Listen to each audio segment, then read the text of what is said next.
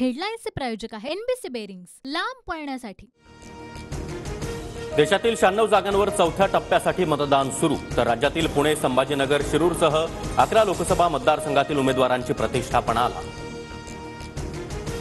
तेलंगणाचे मुख्यमंत्री जगनमोहन रेड्डी, माधवीलता यांच्याकडून मतदान। चौथ्या टप्प्यामध्ये 5 केंद्रीय मंत्री, 2 माजी क्रिकेटपटू निवडणुकीच्या रिंगणात।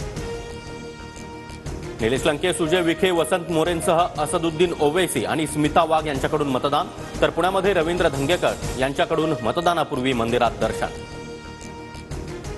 अल्लू अर्जुन, ज्युनियर एनटीआर आणि सुबोध भावेंचं मतदान। देशभरात सकाळपासूनच मतदानासाठी गर्दी। जालन्यामध्ये रावसाहेब दानवे विरुद्ध कल्याण काळे असा सामना, विरोधकांच्या पायाखालची वाळू सरकली आहे। 4 लाखांच्या मताधिक्यानं विजयी होणार, दानवे यांच्याकडून विश्वास व्यक्त।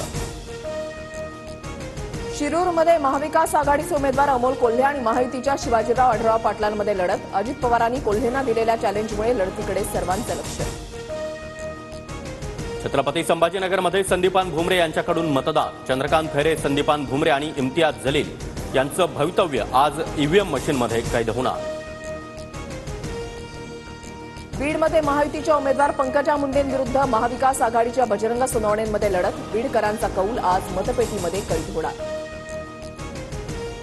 पुण्यात देखील तिहेरी लढत होणार। मुरलीधर मोहोळ, रवींद्र धंगेकर आणि वसंत मोरे यांची प्रतिष्ठा पणाला। राज्यभरात अवकाळी पावसाचा तडाखा। पुणे, वर्धा, अमरावती, नांदेड, नाशिकसह बारामतीमध्ये वादळी वाऱ्यासह जोरदार पाऊस। नागपुरात वीज पडून दोघांचा मृत्यू, तर भाजीपाल्याचंही नुकसान। आयपीएलमध्ये दिल्ली विरुद्धच्या सामन्यामध्ये बंगळुरूचा 47 धावांनी विजय। रजत पाटीदारची दमदार अर्धशतकी खेळी, तर यश दयालच्या नावावर 3 विकेट्स। हेडलाईन्सचे प्रायोजक आहे एनबीसी बेरिंग्स, लांब पळण्यासाठी।